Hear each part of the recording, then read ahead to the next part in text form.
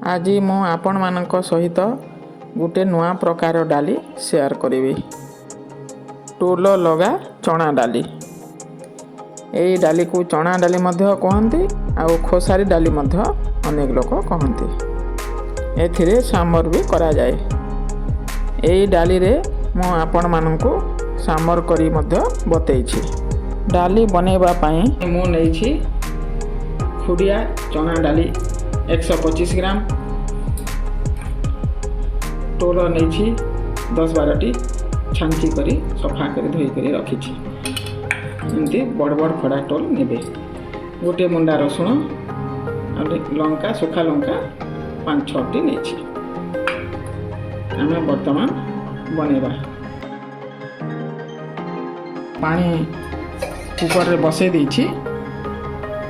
800 ml पानी बसैछि। आम चना डाली को धोई कर एथिरे पकईदबा। चना डाली को मु धोई देली एथिरे लगेदबा।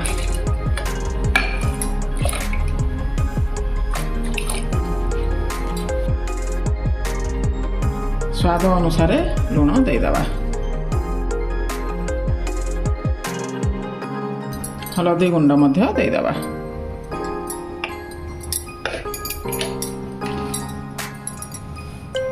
टोल को ग्राइंडिंग करदबा। बर्तमान टोल को मु ग्राइंडिंग कर देछि। देखंतु एंती गोटे गोटे बड़ बड़ पीस थिले मध्य चलिबो। डाली रे पकई दबा।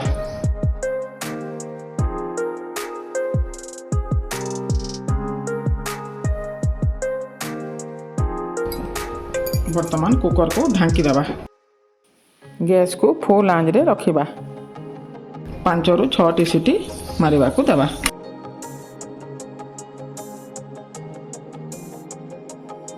डाली हे गलानी गैस को ऑफ कर दबा। हवा को खोले दबा। वर्तमान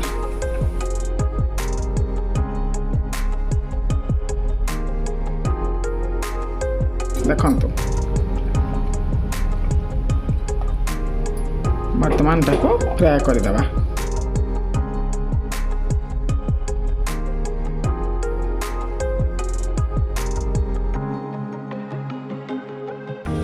तेल गरम हो गलानी बसई देथिले। उनकारे सोरिष टिके दे दबा। सुखा लंका रसुण दे दबा।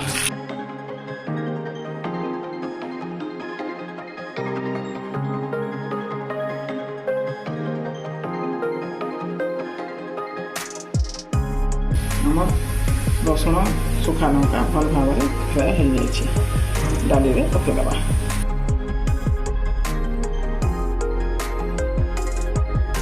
एबे आमर डाली पूरा रेडी हो गलानी। एटा बनैबा बहुत सहज आउ खाइबा को मध्य बहुत भल लागे।